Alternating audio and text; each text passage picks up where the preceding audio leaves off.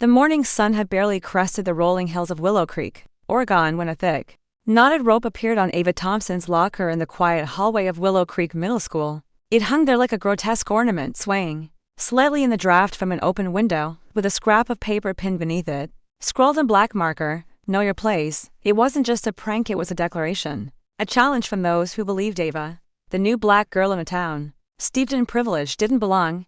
But they didn't know Ava at 14. She wasn't just any 8th grader. She was a taekwondo black belt, trained since she was 5 by her father, Marcus Thompson, a retired Marine Corps gunnery sergeant who knew the weight of battles, both physical and otherwise. They didn't know that Ava had learned to keep her fists unclenched and her mind sharp, or that her father had taught her to turn fear into focus.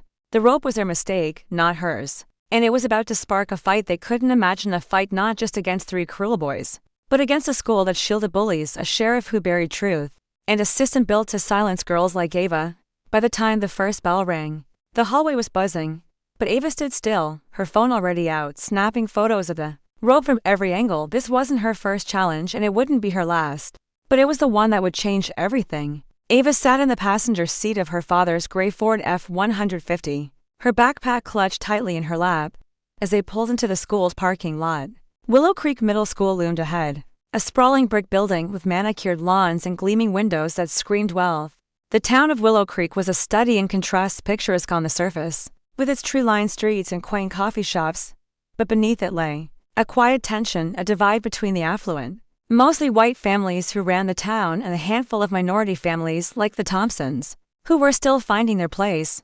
Ava's family had moved here 3 months ago from Portland, seeking a quieter life after Marcus retired from the Marines. Her mother, Lena, a nurse at the local hospital, had hoped the small-town charm would be good for Ava. But Ava, with her tightly braided hair and sharp brown eyes, had already sensed the undercurrent of exclusion in Willow Creek, the stares, the whispers. The way conversation stopped when she walked by, it was a different kind of battleground. But one her father had prepared her for. Marcus turned off the engine and faced his daughter. His presence as steady as ever. At 42, he carried the weight of 20 years in the Marines' broad shoulders, close-cropped hair, and eyes that could read a room like a battlefield. "What do we say before every sparring session?" he asked, his voice calm but carrying the authority of a man who led missions in places most people only saw on the news. Ava adjusted her navy hoodie, her fingers smoothing the fabric as she recited the mantra they drilled since she was a child. "Control your mind, control your body." The words were second nature, etched into her after 9 years of taekwondo training, first in dojos across military bases, then in their garage, which Marcus had converted into a training space. She'd earned her black belt at 12, younger than most, and had competed in tournaments where she faced opponents twice her size. But this wasn't a dojo. This was Willow Creek, where the rules weren't written on a mat, but in the unspoken hierarchies of a small town. "Exactly," Marcus said, his dark eyes softening with pride. "This place," he nodded toward the school, where students streamed in, their backpacks slung carelessly over their shoulders. "It's a different kind of fight. But you've got something they don't: discipline, focus. You're stronger than they know." Ava nodded, her gaze fixed on the school's entrance. The crowd was mostly white, their voices loud and carefree, a stark contrast to the quiet resolve she felt building inside her. "I know, Dad," she said, her voice steady. "Observe first, react second, just like you taught me." Marcus reached over and squeezed her shoulder. "You're my warrior, Ava. Not because you can land a perfect side kick, but because you know when to hold back. That's real power." His words carried the weight of experience, of years navigating spaces where he'd been the only black man in the room, the only black Marine in his unit. Ava had heard his stories, how he'd earned respect through excellence, not anger, how he'd turned prejudice into fuel. She wanted to make him proud, to prove she could handle whatever Willow Creek threw at her. As students passed the truck, some glanced curiously at Ava and Marcus, their eyes lingering a little too long. Ava took a deep breath, squaring her shoulders, like she did before stepping onto the mat for a tournament. "You've got my back, right?" she asked, her tone half teasing, half serious. "Always," Marcus replied, his smile a rare break in his stoic demeanor. "But I know you can handle yourself.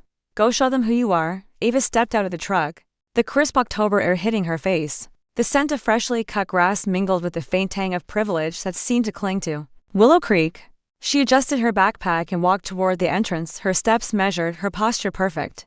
The hallways buzzed with the usual middle school chaos: lockers slamming, kids laughing, teachers herding students toward classrooms. But as Ava moved through the crowd, She felt the shift, conversations paused, eyes followed, whispers started. She kept her face neutral, focusing on her locker at the end of the hall. A group of girls nearby fell silent as she approached. Their designer jeans and carefully styled hair, a uniform of belonging she didn't share. They hurried away, their giggles trailing behind them. Ava spun the combination lock, her fingers steady despite the weight of the stairs. She'd been the new kid before military life meant moving every few years. The Willow Creek was different, the wealth here was ostentatious, the social hierarchy rigid. Her simple hoodie and jeans marked her as an outsider as much as her skin did. She opened her locker, organizing her books with the same precision she used in taekwondo forms, blocking out the noise around her. Her father's voice echoed in her mind, control your mind, control your body. She wouldn't let them see her rattled. The morning classes passed in a blur of introductions and awkward silences. In homeroom, no one sat next to her, the empty chairs around her like a moat. In math, her correct answers drew surprised glances from Mrs. Larson, as if she hadn't expected Ava to know the quadratic formula. At lunch, she sat alone at the end of a long table, her packed meal: grilled chicken, quinoa, and steamed broccoli carefully prepared by Marcus, a nod to his days of disciplined eating during Marine training. She ate slowly, her movements deliberate, observing her surroundings like she would an opponent in a sparring match. The cafeteria was a microcosm of Willow Creek's social order. The popular kids at the center, their laughter loud and confident. The quieter kids on the edges, heads down, trying to blend in. It was during the passing period before her last class that she noticed them. 3 boys lounged against a row of lockers, their postures radiating the untouchable arrogance of those who'd never faced consequences. The tallest, Ethan Caldwell, with neatly styled blonde hair and expensive sneakers, caught her eye and smirked. Ava recognized him from history class, where he'd been called on repeatedly despite giving half-hearted answers. His father was a sheriff, a fact everyone seemed to know. The second boy, Lucas Hayes, laughed loudly at something Ethan said, his designer jacket and casual slouch marking him as a follower. The third, Noah Bennett, was stockier, quieter, his cold eyes watching her with an intensity that made her skin prickle. She'd overheard his name in English, son of the town's biggest construction magnate. Ava kept walking, her senses alert, her training kicking in as she passed. Ethan's voice carried just loud enough to be heard. Check out the new girl's braids, he said, his tone mocking. Looks like something you climb in gym class. Lucas snickered, leaning closer to Ethan. Maybe she's trying to start a trend. What's next? Dreads down to her knees. Noah didn't laugh, but his gaze stayed fixed on Ava, calculating. Bet she doesn't even wash them, Ethan added, his voice dripping with fake concern. My dad says people like her have different standards. Ava's steps didn't falter, her fingers didn't clench. Years of taekwondo had taught her that true strength lay in restraint, in not giving your opponent the reaction they craved. She reached her locker, opened it, and began organizing her books, her movements calm and deliberate. But her ears were sharp, cataloging every word, every tone, every name. Ethan Caldwell, Lucas Hayes, Noah Bennett. Her father had taught her that information was a weapon, and she was already building her arsenal. The bell rang, sending students scattering to their final classes. Ava closed her locker softly, shouldered her backpack, and walked away from the boys' laughter with her head high. She was Marcus Thompson's daughter, a warrior who knew that sometimes the strongest move was no move at all. The next few days settled into a tense routine. Ava navigated the school's hallways like a battlefield, her senses attuned to every whisper, every glance. The comments didn't stop, but they grew subtler, coded in ways that could be dismissed as harmless if reported. Nice hair, jungle girl, Ethan muttered one morning as she passed him in the science wing. Lucas made a point of bumping her shoulder in the hallway, his oops dripping with insincerity. Noah rarely spoke, but his stare was a constant pressure, like a predator waiting for an opening. Ava documented it all in a small notebook she kept in her backpack, jotting down times, places, and exact words, just as Marcus had taught her during their training sessions. Details win wars, he'd say, and she took it to heart. In the cafeteria, Ava sat alone again, her lunch arranged neatly before her. The food was simple but precise, a reflection of Marcus's belief that discipline extended to every part of life. She could feel the stares from a nearby table of girls, their whispers barely concealed behind manicured hands. She ignored them, focusing on her meal, her movements as controlled as her taekwondo forms. Then, a shadow fell across her table. Hey, you're Ava, right? The voice was hesitant, and Ava looked up to find Riley Parker standing there, clutching a worn-out messenger bag. Riley was a scrawny white kid with messy brown hair and glasses that kept slipping down his nose. He wasn't part of the popular Crowder's faded jeans and thrift store hoodie marked him as an outsider. In Willow Creek's world of designer labels, Ava had seen him in computer science class, where he quietly aced every coding assignment while others struggled. Yes, Ava replied, keeping her voice neutral, her eyes scanning Riley's face for tells. Her father had taught her to read people micro-expressions, body language, the subtle signs of intent. Riley shifted his weight, glancing nervously at a table of girls who were watching with barely hidden smirks. You age. I was wondering if you wanted to sit with us, Riley said, his words tumbling out awkwardly. He gestured vaguely toward an empty table in the corner. Me and, some other kids. Ava studied him, noting the tension in his shoulders. The way his eyes flicked back to the girls' table, it felt like a setup, a way to humiliate her, in front of an audience. But she also remembered Marcus's advice, take the high road, but keep your guard up. Thanks, she said, gathering her lunch with the same calm she brought to the taekwondo mat. She followed Riley to the empty table, aware of the giggles trailing behind her as she sat down. The reaction was immediate. The girls at the nearby table erupted into exaggerated laughter, one of them, a blonde named Madison Carter, pinching her nose dramatically. Oh my God. What's that smell? Madison said, loud enough for half the cafeteria to hear. Is that her lunch or her hair? Another girl, Ashley, chimed in, fanning the air theatrically. Smells like someone's trying to cook roadkill or something. The table erupted in high-pitched giggles and Ava felt the weight of every eye in the room. She kept her hand steady, closing her lunch container with deliberate care. Marcus's voice echoed in her head, your opponent's weakness is in their need to attack. Your strength is in how you respond. She stood smoothly, her posture perfect, and met Madison's eyes. Thank you for the invitation, she said, her voice clear and unshaken. The laughter faltered slightly, the girls caught off guard by her composure. As Ava walked back to her original seat, Riley followed, his face flushed with embarrassment. I'm sorry, he muttered, keeping pace with her. They dared me to do it. I didn't know they'd be so mean. Ava glanced at him, reading the genuine guilt in his expression. It's fine, she said, sitting down and reopening her lunch. I can handle it. Riley hovered for a moment, then sat across from her, uninvited. You don't have to sit alone. You know, he said quietly, I mean, I know I messed up, but I'm not like them, not really. Ava raised an eyebrow, her guard still up. Why'd you go along with it, then? Riley pushed his glasses up, his fingers trembling slightly. Because it's easier to play along than to be their next target. You've seen what they do to people who don't fit in. Ava nodded, taking a bite of her chicken. She'd seen it, felt it, in the way Ethan and his friends ruled the school, in the way teachers looked the other way when their comments crossed lines. So why sit here now? She asked. You're just making yourself a target, Riley shrugged, a small, defiant gesture. Maybe I'm tired of being scared. Besides, you seem different. Like you don't care what they think. Ava studied him, weighing his words. He wasn't wrong. She didn't care what Ethan or Madison thought, not in the way they wanted her to. But she cared about surviving this place, about proving she belonged. Okay, she said finally. But if you're sitting here, no more dares, deal? Deal, Riley said, a faint smile breaking through his nerves. For the rest of lunch, they ate in silence, an uneasy alliance forming between them. Ava didn't trust him yet, but she filed him away as a potential ally, someone who might know more about Willow Creek's unwritten rules than he let on.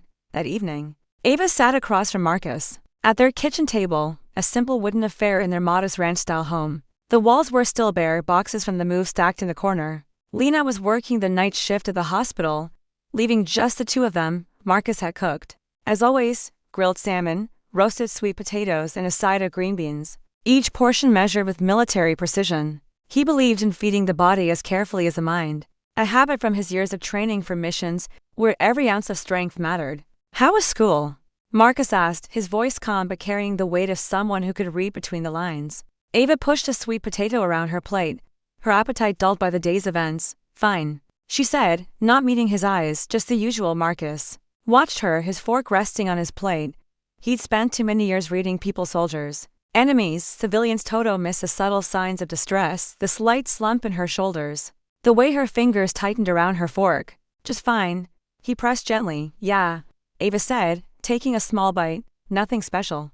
Marcus didn't push, but his eyes held concern. He knew Ava was strong, but he also knew the toll of carrying weight alone. After dinner, Ava retreated to the garage, their makeshift dojo. The space was sparse but functional, mats covering the concrete floor, a heavy bag in one corner, a wooden dummy for practicing strikes, and a small shelf displaying Ava's belts and trophies. She changed into her white taekwondo gi, the fabric crisp and familiar, and tied her black belt with practiced ease. Standing in the center of the mat, she began her forms, each movement precise, each breath controlled: punch, kick, pivot, block. The routine was a meditation, a way to process the day's slights without words. Her father had taught her that taekwondo wasn't just about fighting. It was about finding peace and discipline, strength and focus. As she moved through the forms, the garage was silent except for the whisper of her gi and the rhythm of her breathing. She didn't notice Marcus watching from the doorway, his expression a mix of pride and worry. Before he quietly stepped away, Ava finished her forms, her body warm with exertion,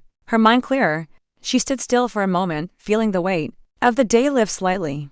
Whatever Willow Creek had in store, she was ready. The next morning, Ava walked down the hallway toward her locker, her steps as measured as ever. The crowd parted around her, but something felt off. The usual whispers were gone, replaced by an eerie silence. Then she saw it, the rope, thick, coarse, twisted into a noose, hanging from her locker door. Below it, the paper with its stark message, "Know your place."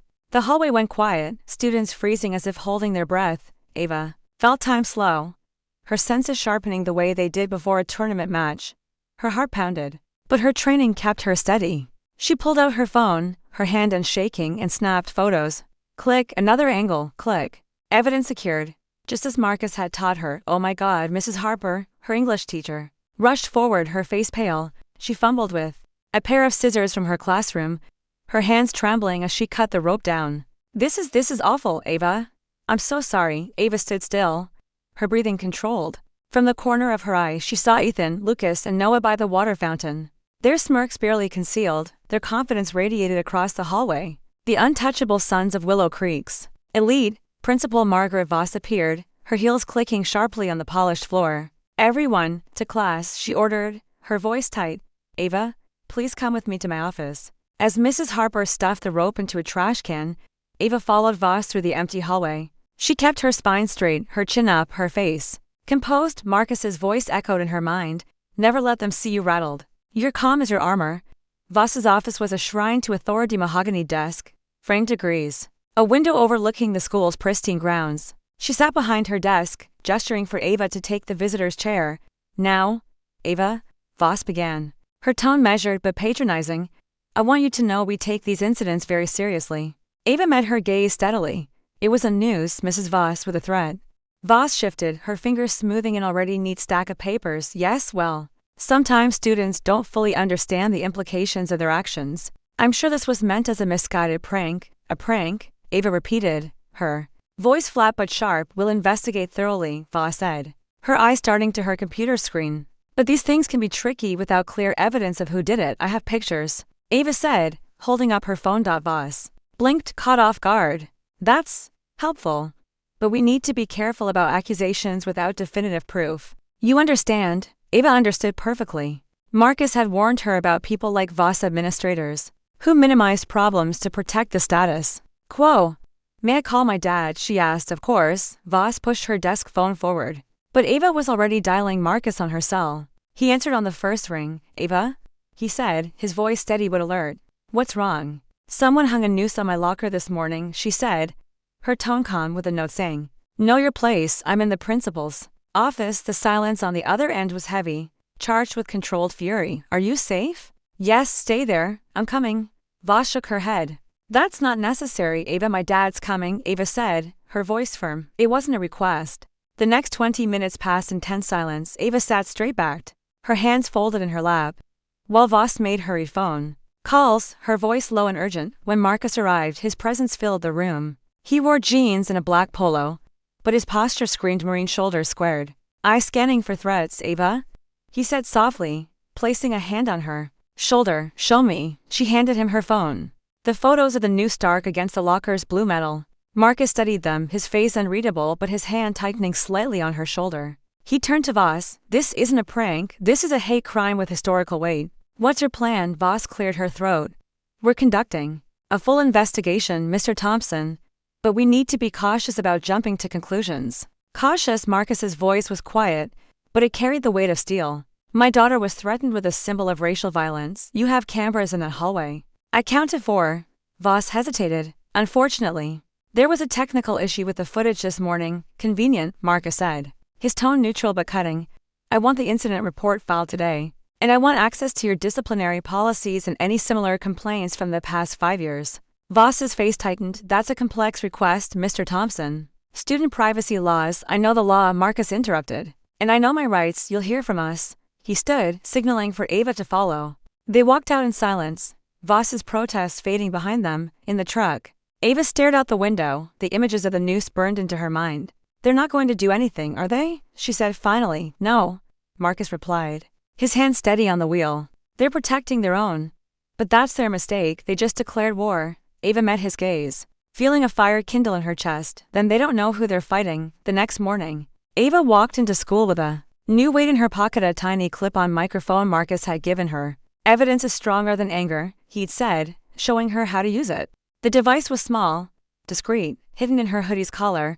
She felt it there, a quiet reassurance as she navigated the hallway. The whispers were back, louder now. Emboldened by the lack of consequences, Ethan leaned against his locker, his smirk wider than ever. "Hey, rope girl," he called, just loud enough for nearby students to hear. Ava kept walking, her heart pounding, but her face neutral.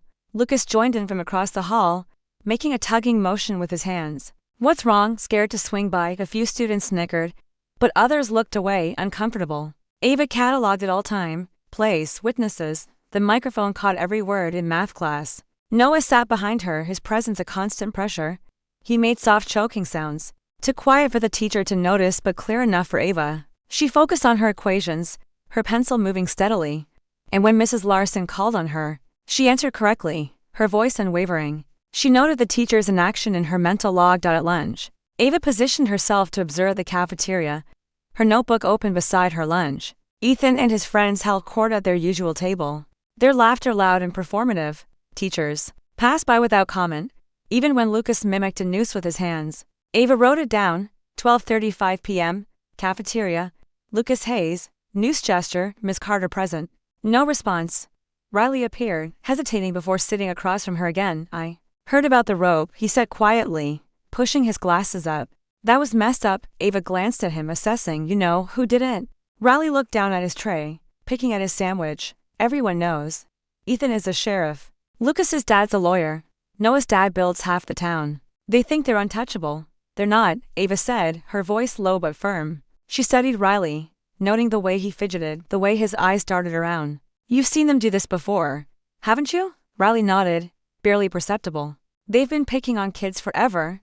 Not just you. Last year, they made this kid, Javier, transfer schools, said his family was illegal. His dad worked for Noah's dad. They got him fired." Ava's pen paused over her notebook. "Why didn't anyone say anything?" "Scared," Riley said simply. "Their families run everything, schools, police, and businesses. You go against them, you're done." Ava leaned forward slightly. "You're talking to me now." "Why?" Riley met her eyes for the first time, a spark of defiance in them. "Because you didn't run, most people would've." Ava considered this, then slid a folded piece of paper across the table. It was a list of times and incidents she documented. "If you see anything, hear anything, write it down. Dates, times, people. Can you do that?" Riley hesitated, then took the paper, tucking it into his bag. "Yeah, I can do that." That afternoon in gym class, the taunts grew bolder. "Bet she learned to climb ropes from her dad," Lucas said loudly as they lined up for basketball drills. Ethan laughed, tossing a ball in her direction, hard enough to sting if it hit. Ava sidestepped smoothly, the ball bouncing harmlessly against the wall. She served during the game, her form perfect, the ball arcing cleanly over the net. The smack echoed through the gym, a small victory after school. Ethan and his friends trailed her to her locker, keeping just enough distance to claim innocence. "Hey, rope girl," Noah called, his voice colder than the others. "Need help tying your shoes?" Ava closed her locker, checking that her phone, propped inside, had captured their reflections in the metal door. She turned and walked away, her steps unhurried. "What, too good to talk to us now?" Ethan shouted after her, acting all high and mighty. The microphone recorded it all: their laughter, their footsteps, their taunts fading as she reached the exit. At home, Ava and Marcus sat in the garage dojo, reviewing the day's recordings. The audio was clear, each word a nail in the case they were building. Marcus nodded, his expression grim but approving. "Good work, you're staying." Sharpie. Ava changed into Hergy, the familiar weight grounding her. She and Marcus faced each other on the mat, assuming ready stances. "They think silence is weakness," Marcus said, his voice carrying the weight of experience. But you know better. Ava nodded, her body relaxing into the forms as they began. Each movement was a reminder of her strength, her discipline, her purpose, the garage filled with the sound of their synchronized steps, the sharp exhale of breath, and the solid impact of feet on the mat. This was her answer to their hate, her shield against their cruelty. The next week brought a new escalation. Ava was in the girls' locker room after gym, folding her clothes with the same care she used in her forms. The room was nearly empty, most students already gone. Her senses prickled as she heard heavy footsteps approaching, too deliberate to be casual. She turned just as Ethan, Lucas, and Noah rounded the corner, their faces a mix of menace and amusement. "This is the girls' locker room," Ava said, her voice steady, the microphone in her collar capturing everything. Ethan grinned, bouncing a basketball between his hands. "Oh, we know. Just thought you needed some extra education." Lucas blocked the exit, his stance casual but intentional. "Yeah, some hands-on learning." Ava scanned the room. 3 boys, 1 exit for rows of lockers, no witnesses. "Exactly what they planned. You should leave," she warned, her voice low, her weight shifting to the balls of her feet. "Or what?" Noah said, stepping closer. "Gonna cry to your daddy."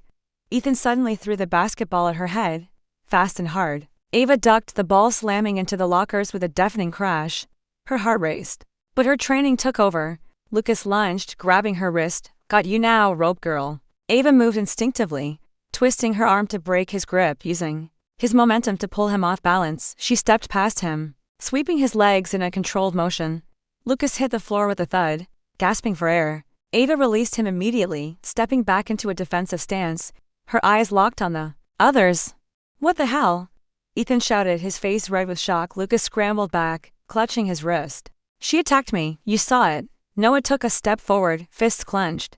But Ava's steady gaze made him pause. The power had shifted, and they felt it. "Miss Thompson," Mrs. Larson's voice cut through the tension. The gym teacher stood in the doorway, her face a mix of shock and disapproval. "What is going on here?" "She attacked Lucas," Ethan said, pointing. "We just came to get our ball. And she went crazy." "That's not true," Ava said calmly. "They cornered me. Ethan threw the ball at my head. Lucas grabbed me." First, Mrs. Larson's eyes narrowed. "Boys, you shouldn't be in here." "But violence is never the answer, Ava. Come with me to the principal's office." Ava gathered her things, noting the quick shift in the boys' expressions from fear to triumph. They knew the system would protect them. In Voss's office, Ava sat straight back as the principal lectured her about school policies and appropriate responses. Her recordings were dismissed as contextless, and the security footage was, conveniently, unavailable. 3 days suspension, Voss announced, avoiding her eyes. "We have 0 tolerance for fighting." Ava nodded once, her face blank. "I understand, Mrs. Voss." Marcus picked her up, his face calm as she explained what happened. "They're getting desperate," he said as they drove home. "Trying to provoke you into mistakes. But they're winning," Ava said, frustration breaking through. "They attacked me, and I'm the one punished." Marcus pulled into their driveway and turned to her. "They're not winning, they're scared. You show control, skill. That terrifies them more than any fight could." Ava met his gaze, her resolve hardening. "What do we do now?" Marcus's eyes gleamed with the strategic focus of a Marine planning a mission. "Now? We give them the truth they're not ready for." That evening, Marcus sat at his desk, typing a formal email to Voss requesting the school's disciplinary policies, incident reports, and records of similar complaints. His words were precise, referencing state education codes and public records. Laws. Ava watched from the doorway, her notebook open, adding the day's events to her growing log. The rope, the taunts, the locker room incident, it was all there, a case building page by page. Marcus's computer pinged with a reply, faster than expected. But when he opened it, his expression darkened. It was an email chain not meant for him, forwarded by mistake. From Voss to Sheriff Caldwell. Subject, Thompson issue. "Jim, we need to manage this Marine dad. He's asking for records, digging too close to the Lopez case from last year. Suggestions?" Ava leaned over his shoulder, reading the next message. From Caldwell to Voss, "Handle it like always. Buried in red tape, privacy laws, sealed records." This guy doesn't know how Willow Creek works yet. Marcus scrolled further, finding references to the Lopez case, a Hispanic student who'd left town suddenly after an incident. Ava's phone buzzed with a text from Riley. "Heard you got suspended. I have something you need to see. Meet me tomorrow." Ava looked at her father, the weight of their discovery settling in. "This isn't just about me anymore, is it?" "No," Marcus said, his voice steady but fierce. "It's about a system that's been breaking kids for years, and we're going to tear it down." The air in Willow Creek Middle School felt heavier the morning after Ava Thompson's suspension, as if the walls themselves held their breath. Ava walked through the front doors, her navy hoodie pulled tight around her. The tiny microphone clipped inside her collar, a silent ally. The noose incident had rippled through the school, but instead of quelling the whispers, it had made them bolder, sharper, like blades hidden in smiles. Ethan Caldwell, Lucas Hayes, and Noah Bennett hadn't been punished beyond their one-day in-school suspension, and their smirks in the hallway told Ava they knew they'd gotten away with it. But Ava wasn't the same quiet girl who'd arrived in Willow Creek 3 months ago. Her father, Marcus Thompson, a retired Marine Corps gunnery sergeant, had taught her that battles weren't won with fists but with strategy, evidence, and patience. The rope they'd hung on her locker wasn't just a thread, it was a mistake, a crack in their armor she intended to exploit. With her notebook filling with detailed logs of every taunt and every inaction and a new ally in Riley Parker, a tech-savvy outcast with secrets of his own, Ava was building a case. But the system protecting Ethan and his friends was bigger than she'd imagined. A web of power stretching from the school to the sheriff's office to the town's elite. And now, with a leaked email revealing a cover-up, Ava and Marcus were no longer just fighting for her, they were fighting for every kid who'd been silenced in Willow Creek. As Ava stepped into the hallway, she felt the weight of every stare. But her steps remained steady, her mind sharp. This wasn't just about surviving anymore. It was about exposing the truth. The hallway buzzed with the usual morning chaos, locker slamming, sneakers squeaking, voices overlapping in a cacophony of middle school energy. But as Ava moved through the crowd, the atmosphere shifted. Conversations dipped, eyes followed her, some curious, others hostile. She kept her posture straight, her movements deliberate, the way she did before a taekwondo match.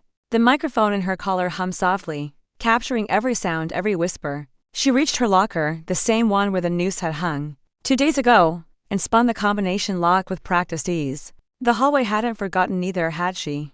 Her phone, propped inside her locker, recorded the reflections of students passing by. A trick Marcus had taught her to gather passive evidence. She wasn't just collecting words now. She was building a fortress of proof. Ethan Caldwell leaned against a nearby locker, his blonde hair perfectly styled, his expensive sneakers gleaming under the fluorescent lights. He didn't approach her, but his voice carried just loud enough to be heard. Back so soon? Rope girl, he called, his smirk wide and cruel. Thought you'd be out longer after that stunt in the locker room.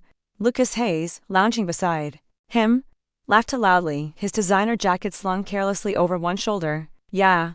What's next? Gonna karate chop someone else. Noah Bennett, as always, was quieter, his cold eyes watching Ava with an intensity that made her skin prickle.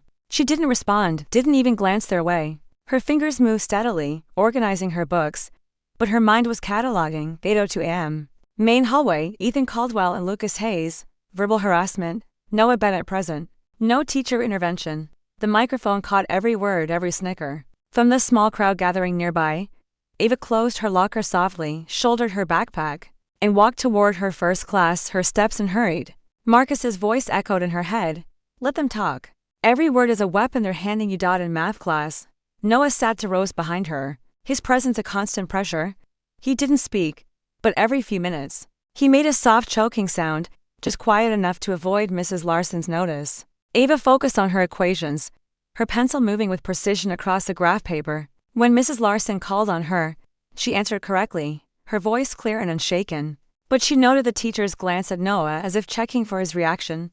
8:47 a.m. math class. Noah Bennett, choking noises, Mrs. Larson aware but no response. Ava wasn't just fighting the boys anymore, she was fighting a system that let them thrive at lunch. Ava chose a table near the cafeteria's edge, where she could observe the room without drawing attention. Her lunch, grilled chicken, brown rice, and steamed vegetables, was arranged neatly, a mirror of Marcus's disciplined approach to nutrition. She opened her notebook, jotting down the morning's incidents while keeping an eye on Ethan's table. The trio held court as usual, their laughter loud, their gestures performative. Teachers passed by, their eyes sliding over the group as if they were invisible. Ava wrote, 12:15 p.m., cafeteria, Ethan Caldwell mimicking news gesture. Miss Carter and Mr. Reynolds present. No intervention. Riley Parker appeared, his messenger bag slung across his chest, his glasses slipping down his nose. He hesitated, then sat across from her without asking. You're still writing everything down, huh? He said, his voice low, almost conspiratorial. Ava glanced at him, assessing. After the cafeteria setup last week, she wasn't sure how far she could trust him, but his guilt had seemed genuine and his offer to help yesterday had caught her off guard. Yeah, she said. keeping her tone neutral. You got something for me? Riley pushed his glasses up, glancing around before leaning closer. I saw something last night after you got suspended. I hacked into the school's email server. Ava's pen paused over her notebook. She hadn't expected this. You did what? Riley's face flushed, but he didn't back down. I know it's not exactly legal, but I figured you needed more than just words in a hallway. I found an email chain between Voss and Sheriff Caldwell. They're talking about you. And some kid named Lopez from last year. They buried his complaint. Ava made his family leave town. Ava's heart quickened, but she kept her expression steady. Show me. Riley pulled out his phone, swiping to a screenshot of an email. The subject line read, Thompson issue. Voss's message to Caldwell was blunt. Jim, this Marine dad's asking for records. He's digging into things we closed out like Lopez. Need to keep this contained. Caldwell's reply was even shorter. Bury it, privacy laws. I'll handle my end. Ava's fingers tightened around her pen. The Lopez case. The same one Marcus had found referenced in the accidentally forwarded email. You have more? She asked. Riley nodded, scrolling to another screenshot. This one's from Voss to the school board president, Margaret Chen. She's saying they need to manage the narrative before it gets out. They're scared, Ava. They know you're not backing down. Ava took a slow breath, processing. This wasn't just about Ethan and his friends anymore. It was about a system that protected them. A network of power that stretched beyond the school. Can you get me the full chain? She asked. Riley hesitated, his fingers tapping nervously on his phone. It's risky. If they trace it back to me, they won't. Ava said, her voice firm. My dad knows how to cover tracks. He's done it for years. Riley steadied her, then nodded. Okay. I'll get you everything by tomorrow. But, Ava, you need to be careful. Ethan's dad isn't just the sheriff. He's got friends everywhere. And Noah's dad, his construction company, funds half the school's projects. They're not gonna let this go.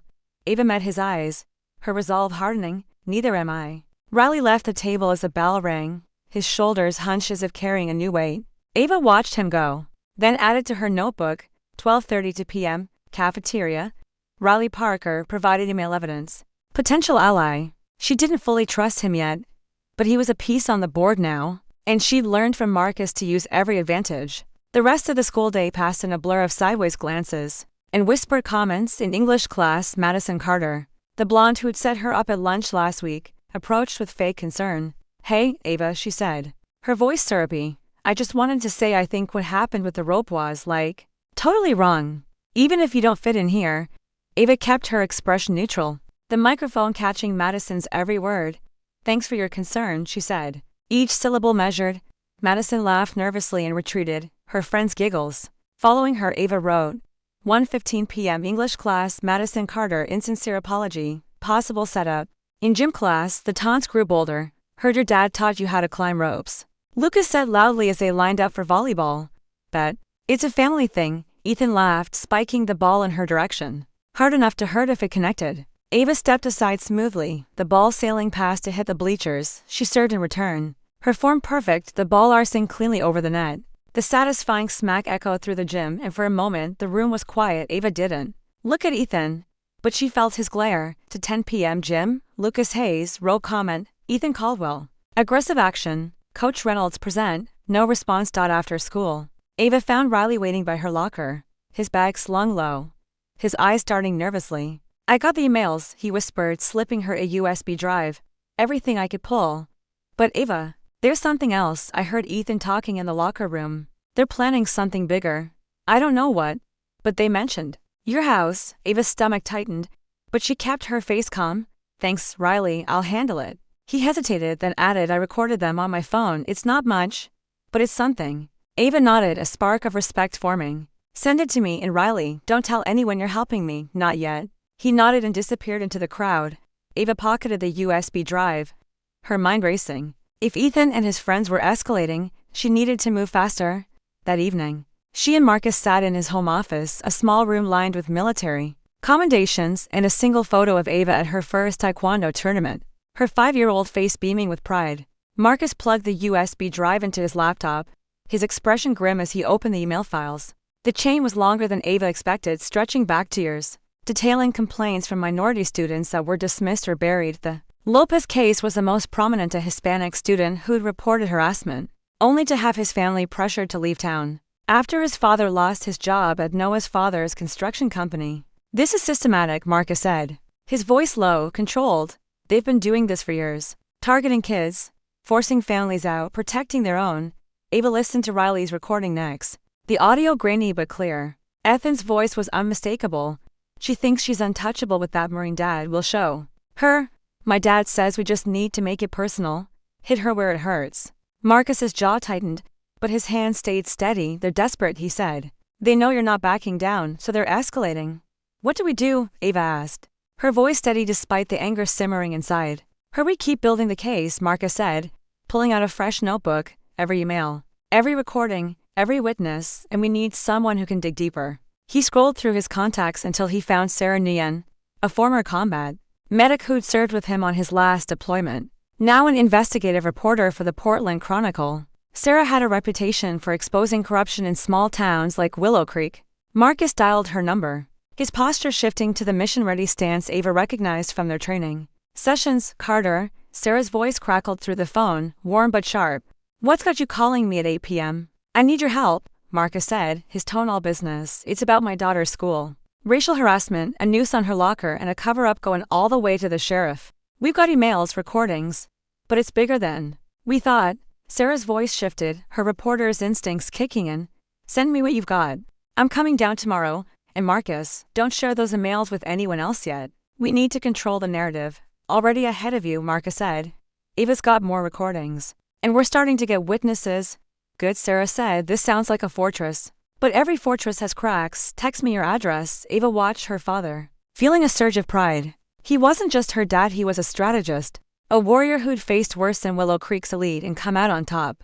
But as she looked at the emails on the screen, the weight of their fight settled in. This wasn't just about her anymore. It was about Javier Lopez, about every kid who'd been silenced, about a town that thought it could bury the truth the next day. Ava walked into school with a USB drive burning a hole in her pocket. The whispers were louder now, the stares more brazen. Ethan and his friends hadn't approached her yet, but she could feel their eyes tracking her from across the hallway. She kept her movements measured, her breathing controlled, the microphone capturing every sound. In English class, she noticed a subtle shift. Mrs. Harper, her teacher, lingered near her desk, her expression softer than usual. Ava, she said quietly as the class filed out. Can you stay a moment? Ava nodded, her guard up. Mrs. Harper was younger than most teachers, with a quiet intensity that Ava hadn't fully trusted until now. I heard about the suspension, Mrs. Harper said, closing the classroom door and the noose. I should have done more when I saw it. Ava studied her, reading the guilt in her eyes, the way her hands fidgeted with a pen. Why didn't you? She asked, her voice calm but direct. Mrs. Harper sighed, glancing at the door as if expecting someone to burst in. I tried once, 2 years ago. I reported a similar incident to another student, a black girl. The administration shut it down, said I was overreacting. I almost lost my job. Ava's heart quickened, but she kept her expression neutral. What happened to her? She transferred, Mrs. Harper said, her voice barely above a whisper. Her family couldn't fight the pressure. But I kept something. She reached into her desk and pulled out a thin folder, handing it to Ava. These are copies of the complaints I filed. They were ignored, but they're proof this isn't new. Ava opened the folder, scanning the documents. Names, dates, incidents, racial slurs, threats, vandalism, all dismissed as pranks or misunderstandings. She looked up at Mrs. Harper, a spark of respect forming. Why give this to me now? Because you're not running, Mrs. Harper said, her eyes meeting Ava's. And I'm tired of being scared, too. Ava tucked the folder into her backpack, her mind racing. 1:45 p.m. English class. Mrs. Harper provided documents, potential ally. She left the classroom, the weight of the folder grounding her, another piece of the puzzle falling into place. At lunch, she sat with Riley again, who looked more nervous than usual. I sent you the recording, he said, pushing a tray of uneaten fries around. But there's something else. I heard Ethan talking to his dad on the phone last night. He was outside the computer lab and didn't know I was there. He said something about taking care of the Thompsons before you cause more trouble. Ava's stomach tightened, but she kept her voice steady. Did you record it? Riley shook his head. I didn't have my phone out. But Ava, I think they're planning something at your house. Like what happened to Javier's family. They got vandalism, threats, and then his dad lost his job. Ava nodded, adding to her notebook. 12:20 p.m. Cafeteria. Riley Parker overheard Ethan Caldwell planning escalation. She looked up at him. You're sticking your neck out for me. Why? Riley pushed his glasses up, his jaw tightening because, I know what it's like to be their target. Last year, they trashed my locker, spread rumors that I was stealing. My mom's a single parent, she works 2 jobs. I couldn't make it worse for her. But you're fighting back. I want to help you. Ava studied him, seeing the resolve behind his nerves. Okay, she said. But you need to be careful, too. They'll come for you if they find out. Riley nodded, a faint smile breaking through. Deal? That evening, Ava and Marcus sat in the garage dojo, the air thick with the scent of sweat and determination. Sarah Nguyen arrived at 7 sharp, her laptop bag slung over her shoulder, her dark hair pulled back in a tight ponytail. She'd driven from Portland, her reporter's instincts already in overdrive. Marcus handed her the USB drive and Mrs. Harper's folder, and Sarah spread the documents across the kitchen table, her eyes scanning each page with military precision. This is gold, she said finally, looking up at Marcus and Ava. The emails, the complaints, the recordings, it's a pattern. They've been silencing kids for years, protecting the sons of the town's elite. But this Lopez case they mentioned, I heard whispers about it last year. The family wouldn't talk. But I can dig deeper. How do we play this? Marcus asked, sliding a cup of coffee across the table. Sarah took a sip, her mind already mapping out angles. We go slow, quiet, and build the case first. I'll start with public records, school board minutes, property transfers, anything that shows how they pressured families to leave. We need more witnesses. To Ava. Any other kids talking? Ava nodded. Riley Parker. He's been helping me, and today, Mrs. Harper gave me those documents. There might be others, but they're scared. They won't be for long, Sarah said, her fingers flying over her laptop. Once we publish, it'll crack things open. But we need to be airtight. Sheriff Caldwell's got connections. And Noah's dad. Bennett Construction funds half the town. They'll fight dirty. When has that ever stopped us? Marcus said, a ghost of a smile crossing his face. Sarah matched his expression, a spark of their old camaraderie flaring. Never has, never will. Let's get to work. Ava watched them, feeling a surge of hope. Sarah was a force like Marcus, but with a reporter's knack for finding cracks in systems. That night, Ava lay in bed, the USB drive and Mrs. Harper's folder on her nightstand.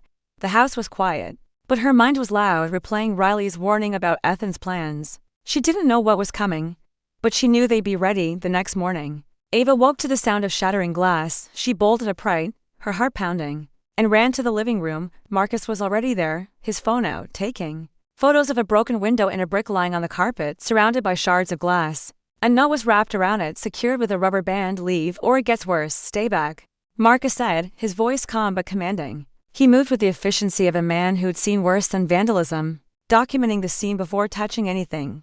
Call 911, Ava dialed, staying in the doorway as Marcus had taught her. Always maintain an exit. Emergency services, the dispatcher said. Someone threw a brick through our window, Ava reported, her voice steady. 3487 Maple Lane. While they waited for the police, Marcus retrieved the brick using a kitchen towel, unwrapping the note with care. His jaw tightened as he read it, but he didn't speak. 20 minutes later, a patrol car pulled up.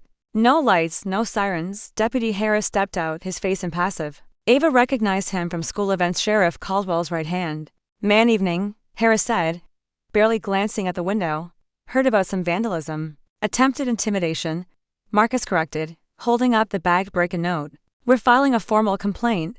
Harris took minimal notes, didn't photograph anything, and made no effort to look for evidence. Probably just kids, he said, his tone dismissive. This area's been quiet until recently. Marcus's eyes narrowed, but his voice stayed even. I want your badge number and a case number. Now. Harris stiffened, meeting Marcus's gaze. Something in the former Marine's posture made him reach for his notepad. I'll file the report, he said grudgingly. But without witnesses or cameras, not much we can do. There are cameras, Ava said, pointing to their neighbor's house. Mrs. Patel has a doorbell cam. It faces our yard. Harris frowned. I'll note it. And we'll need the name of your evidence technician, Marcus added. Look, Harris said, his tone sharpening, the sheriff's department is stretched thin. We can't chase every little vandalism case. Of course not, Marcus said, his voice cold. That's why I'm also contacting the FBI Civil Rights Division. Intimidation following racial harassment is their jurisdiction.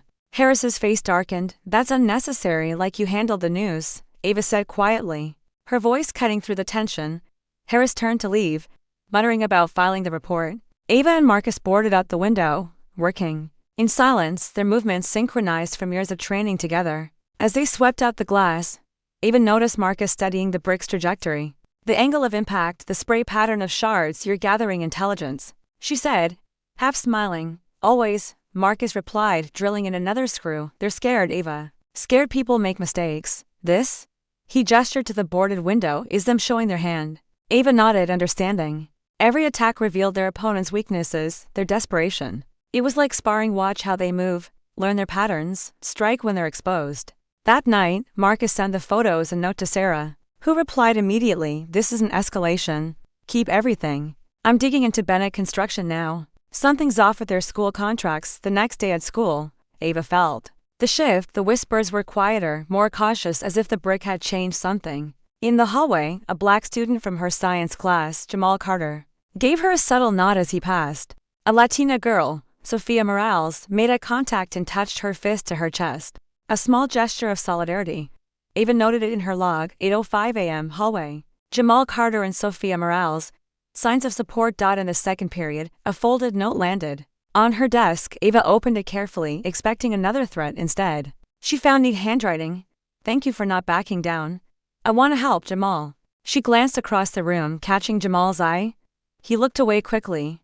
But the spark in his expression told her he was serious. At lunch, Ava didn't sit alone. She walked to Jamal's table, where he sat with Sophia and another boy, Malik Jones. Can I join you? She asked, her voice casual but deliberate. Jamal nodded, scooting over. Yeah, sure. Sophia leaned forward, her voice low. We heard about the brick. That's messed up. They did something like that to my cousin last year. He transferred. Ava set her lunch down, studying their faces. What happened to him? Malik spoke up, his voice quiet but steady. They kept leaving notes in his locker, called him names, messed with his stuff. His parents went to Voss, but she said there wasn't enough proof. Then his dad's car got trashed and they moved. Ava's heart quickened, but she kept her tone even. Did he keep any of the notes? Sophia shook her head. He was too scared. But I kept a picture of one just in case. Send it to me, Ava said, sliding a piece of paper with her number across the table. And if you hear anything else, let me know. Malik hesitated, then spoke. They've been doing this forever. Ethan's dad makes sure nothing sticks. My mom works at the hospital. Sheriff Caldwell's wife is on the board. They could get her fired. Ava nodded, understanding the fear. You don't have to do anything yet. Just write down what you see, what you hear, times, places, people. My dad's building a case. Jamal's eyes widened. Your dad's a Marine, right? Is he planning something big? Ava smiled faintly. He's planning something smart. That afternoon, Ava found another note in her locker. This one from Riley. Meet me at the library after school. Got something big. She tucked it into her notebook, her senses on high alert.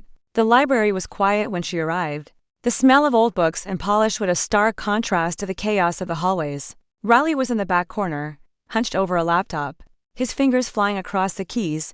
What is it? Ava asked. Sitting beside him, Riley glanced around, then turned the laptop toward her. I got into Bennett Construction's public server. Look at this. The screen showed a spreadsheet detailing payments from Noah's father's company to the school district, large sums, labeled as donations for new facilities, coincided with dates of dismissed complaints. They're buying silence, Riley said. Every time someone reports Ethan or his friends, Bennett Construction makes a big donation, and the complaint disappears. Ava's heart raced, but she kept her voice steady. Can you say this? Already did, Riley said, handing her another USB drive. But Ava, this is bigger than the school. My mom used to work for Bennett. She said they've got deals with half the town council. If we go after them, it's not just Ethan and his friends, it's everyone. Ava nodded, the weight of the fight settling in. Then we go after everyone. That night, Sarah sat at the Thompsons' kitchen table, her laptop open. The documents from Riley and Mrs. Harper spread out beside her. Lena was home from her shift, her face tight with worry as she listened to Marcus and Sarah strategize. This is a fortress, Sarah said, tapping the spreadsheet. Bennett's money ties the school to the sheriff to the town council, but it's also their weakness. Follow the money and you find the cracks. What's our next move? Lena asked, her voice steady despite the strain in her eyes. We need more witnesses, Sarah said. Ava's got Jamal, Sophia and Malik. But we need others to go on record, and we need to find the Lopez family if they'll talk. We can tie this to a pattern. Ava spoke up, her voice quiet but firm. I can get more. Kids are starting to talk. They're scared. But they're angry, too. Sarah nodded, a spark of admiration in her eyes. You're doing good, kid. Keep those recordings coming. Every piece helps. Marcus leaned forward. What about the brick, the FBI angle? I've got a contact in the Civil Rights Division, Sarah said. I'll send them the photos and a note, along with the noose evidence. It's enough to get their attention, especially with the emails. Ava's phone buzzed with a text. From Jamal. Got another kid who wants to talk, says Ethan threatened him last year. Meet tomorrow. She showed it to Marcus, who nodded approvingly. They're waking up, he said. You're showing them it's possible. Ava felt a surge of purpose but also a flicker of fear. The brick, the noose, the emails, it was all bigger than she'd imagined. A fight that could cost her family everything. But as she looked up Marcus at Sarah, at the growing pile of evidence, she knew there was no turning back. The system had underestimated her, and that was their mistake. The next morning, Ava walked into school with a new sense of resolve. The hallway felt different. The whispers less confident. Jamal and Sophia fell into step beside her, their presence a quiet show of strength. Riley caught up with them at the lockers, his eyes bright with nervous excitement. I got another recording, he whispered, slipping her a flash drive. Ethan and Lucas are talking in the parking lot. They didn't know I was there. Ava took the drive, her heart pounding. Good work, she said. Keep it coming. As she walked to class, she felt the weight of the fight shift. It wasn't just her against Ethan anymore. It was her, Riley, Jamal, Sophia, Mrs. Harper, Marcus, Sarah, growing alliance. Each piece strengthening the whole. The system was cracking, and Ava was ready to push until it broke. The dawn broke over Willow Creek, Oregon, with a deceptive calm, the kind that cloaked the town's secrets in soft light.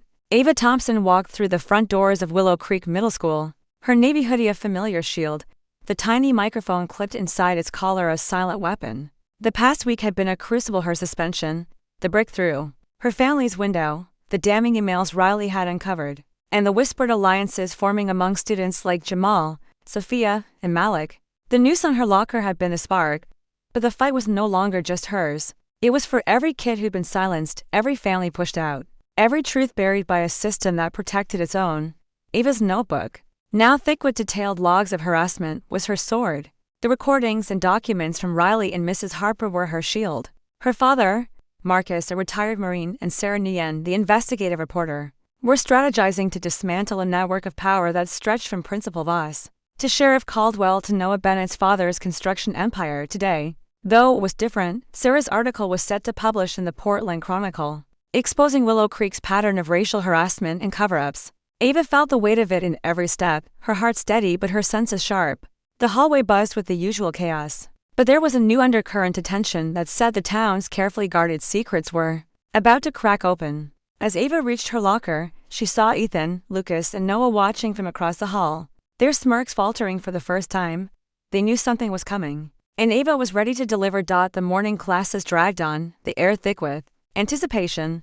Ava sat in math, her pencil moving mechanically through equations, but her mind was elsewhere, replaying the plan Marcus and Sarah had laid out last night. Sarah's article, titled Willow Creek's Hidden Hate, would drop at noon. Time to hit just as the school board met for their monthly session. It cited the emails Riley had hacked, Mrs. Harper's suppressed complaints, and Ava's recordings, painting a picture of systemic racism and corruption.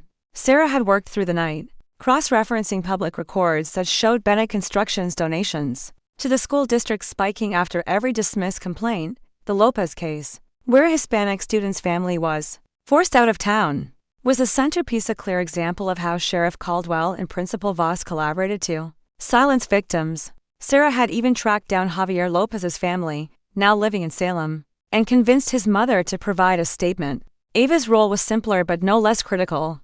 Keep documenting, keep the pressure on, and rally the other students to speak up. In the hallway between classes, Ava noticed the shift. Jamal Carter caught her eye, his nod more confident than yesterday. Sophia Morales walked beside her briefly, whispering, "My cousin sent me another picture of a note they left in his locker last year. I'll text it to you." Malik Jones, quieter but no less resolute, slipped her a folded paper with a list of dates and incidents he'd witnessed involving Ethan's crew. Ava added them to her notebook. 9:15 a.m., hallway. Sophia Morales provided evidence. Malik Jones provided witness log. The alliance was growing, a quiet rebellion forming in the shadows of Willow Creek's polished halls. Even Riley, usually jittery, seemed steadier today, his glasses slipping less often as he handed her a new USB drive. "More emails," he whispered. "I found a thread between Voss and the school board president. They're freaking out about your dad's requests." Ava pocketed the drive, her voice low. "Good. Let them panic." She didn't trust Riley completely yet, but his actions were proving his loyalty. He'd risked everything to hack those emails, and his recordings of Ethan's threats in the parking lot had been gold. She glanced at Ethan's group across the hall, their laughter quieter today, their glances more guarded. They knew something was off, even if they didn't know the full scope. Ava's phone buzzed with a text from Sarah. Article goes live in 1 hour. Stay sharp, FBI contact is on standby. Ava's heart quickened, but she kept her face neutral, her training keeping her steady. Marcus's mantra echoed. Control your mind, control your body. At lunch, Ava didn't sit alone. Jamal, Sophia and Malik joined her, their trays clattering. As they claimed a table near the cafeteria's edge, the room felt different, the usual noise muted. As if the students sensed a storm brewing, Ethan's table was subdued, their usual bravado replaced by hushed conversation and glances at Ava. She opened her lunch: grilled salmon, quinoa, asparagus. Marcus's precision evident in every portion, and ate slowly, her eyes scanning the room. Jamal leaned in, his voice low. People are talking, not just us. Other kids are mad about what happened to you, they're just scared to say it out loud. Sophia nodded, pushing her dark hair back. My friend Elena said Lucas cornered her last semester, called her names because her dad's Mexican. She didn't tell anyone because Voss brushed it off when she tried. Ava's pen moved swiftly. 12:20 p.m., cafeteria, Sophia Morales. Reported Elena's harassment by Lucas Hayes. Can Elena talk? She asked. Sophia hesitated. Maybe if she knows it's not just her. Malik spoke up. His voice quiet but firm. I heard Noah talking in gym yesterday. He said his dad's worried about some reporters sniffing around. They know someone's digging. Ava nodded, her mind racing. Bennett Construction was the linchpin, the money that bought silence.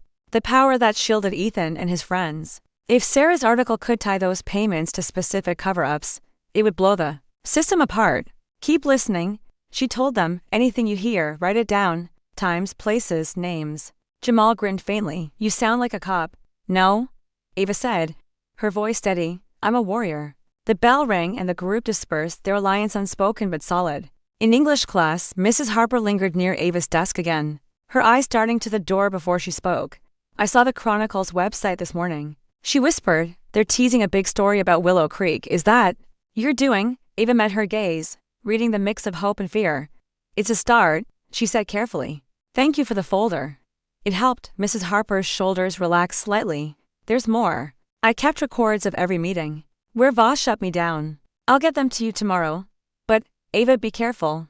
They're watching you. Ava nodded. Adding to her log, 1:10 p.m. English class, Mrs. Harper promised additional records. The teacher's courage was a spark, a reminder that even those inside the system could choose to fight. As Ava left the classroom, her phone buzzed again. Sarah, it's live, check it. Ava slipped into the library during her free period, pulling up the Portland Chronicle's website on a school computer. The headline screamed across the screen, Willow Creek's Hidden Hate, a middle school's legacy of racism and cover-ups. Sarah's article was meticulous, weaving together Ava's recordings, Riley's emails, Mrs. Harper's complaints, and public records showing Bennett Construction's payments to the school district. Javier Lopez's mother's statement was, the gut punch, they threatened my son, vandalized our home, and when we complained, Sheriff Caldwell told us to leave town or face worse. We had no choice.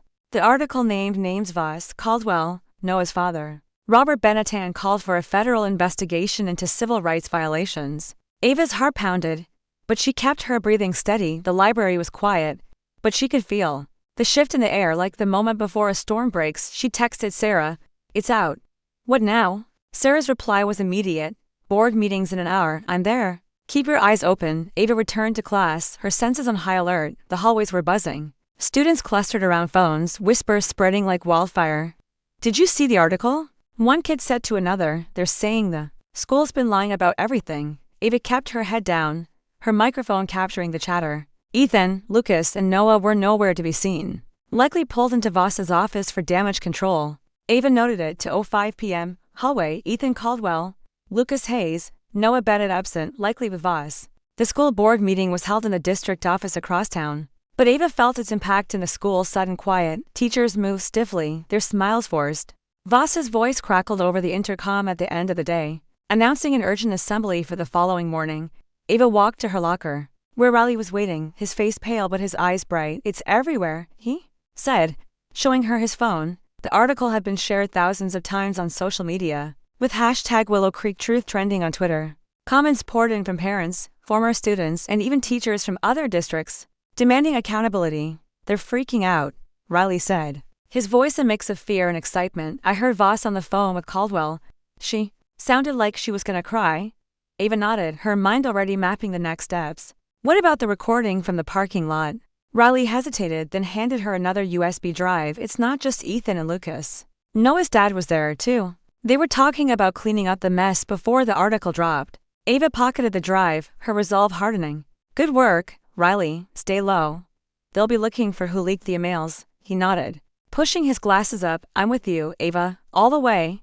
That evening, Ava and Marcus sat in the garage dojo, the air thick with the scent of sweat and purpose. Sarah had stayed late at the board meeting, texting updates.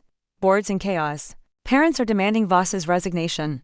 Caldwell dodges questions. FBI's been notified. Marcus reviewed Riley's latest recording, his face grim as Noah's father's voice came through. Gruff and commanding. "Get this under control, Ethan, no more stunts. The reporter's digging into my contracts. If this blows up, it's on you." "They're cracking," Marcus said, pausing the audio. "The article's got them rattled, but they'll hit back hard. We need to be ready." Ava nodded, her cheek crisp against her skin as she prepared for their nightly training. Jamal and Sophia are getting more kids to talk. Elena, Malik's friend, might come forward, and Mrs. Harper's got more documents. Marcus's eyes gleamed with pride. "You're building an army, Ava, not with fists, but with truth." They moved through their forms, their movements synchronized, the garage filled with the rhythm of their steps and breaths. Ava felt the weight of the fight, but also its purpose. She wasn't just fighting for herself, she was fighting for Javier, for Elena, for every kid who'd been silenced. As they finished, Marcus placed a hand on her shoulder. "You're stronger than they know.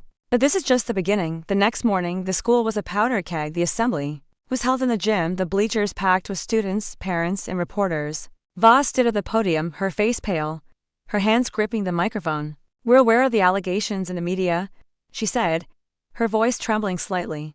"Willow Creek Middle School is committed to a safe and inclusive environment. We're conducting a full investigation into these claims." The room erupted in murmurs, some parents shouting questions. "What about the news?" one mother called. "Why wasn't the sheriff's department involved?" Ava sat in the back, her microphone capturing every word.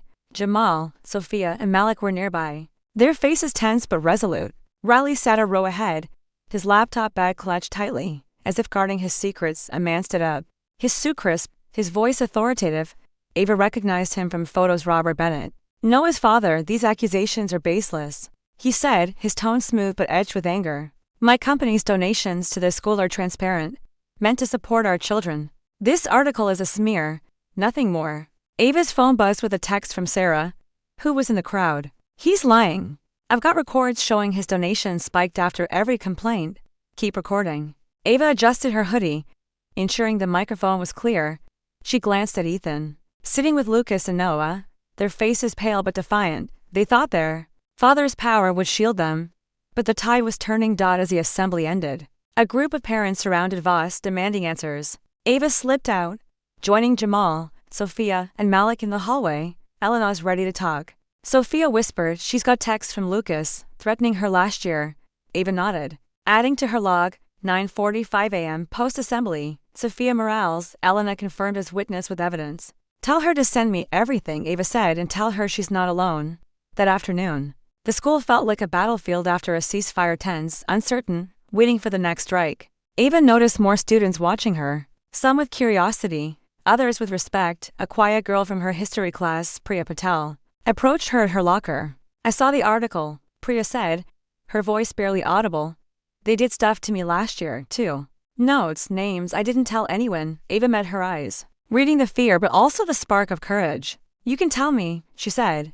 "Write it down, everything you remember." Priya nodded, her hands trembling as she took the piece of paper Ava offered. "I will." By the end of the day, Ava's notebook was thicker, her alliance stronger. She met Riley in the library again, where he showed her a new spreadsheet he'd pulled from Bennett Construction's server. "It's not just a school," he said, his voice low. "They've got deals with the town council, zoning permits tied to Caldwell's office. It's all connected." Ava took the USB drive, her mind racing. "This is bigger than we thought." Riley nodded. "Yeah, but we're bigger, too." That evening, Sarah arrived at the Thompsons' house with a stack of new documents, public records, emails, and a statement from Javier Lopez's mother detailing the harassment that drove them out. Lena, home from her shift, sat with them, her face tight with worry but her voice steady. "This is dangerous," she said. "They threw a brick through our window." "What's next? We're ready," Marcus said, his tone calm but unyielding. "I've got a security system installed, cameras, motion sensors if they try anything else. We'll have it on tape." Sarah spread the documents across the table. "The FBI's interested," she said. "My contact says they're opening a preliminary inquiry based on the article and the news photos. But we need more witnesses to make it stick, Ava." "How many kids are talking?" "5 so far," Ava said. "Jamal, Sophia, Malik, Elena and Priya. More might come forward if they see the FBI involved." Sarah nodded, her eyes sharp. "Good. I'm meeting the Lopez family tomorrow. If they'll go on record, it's a game changer." The next week was a blur of momentum. The hashtag Willow Creek Truth hashtag exploded, with former students and parents sharing stories of harassment and cover-ups. A petition for Voss's resignation gained thousands of signatures. Ava's alliance grew 10 students now, each with their logs of incidents, their pieces of evidence. Mrs. Harper delivered her promise records, a thick file of meeting notes showing Voss dismissing complaints as overreactions. Ava's recordings, now dozens of clips, captured Ethan and his friend's taunts, teachers in action, and even a conversation between Voss and Caldwell in the hallway. Unaware of the microphone in Ava's collar, the turning point came at a public hearing the following Monday, held in the town hall to address the Chronicle article. The room was packed: parents, students, reporters, even a representative from the state education department. Ava sat with Marcus and Lena, her notebook open, her microphone active. Sarah was there, her laptop ready to live tweet the event. Voss took the podium, her face pale, her voice strained. "We're committed to addressing these concerns," she said, reading from a prepared statement. "We've hired an independent investigator to review our policies.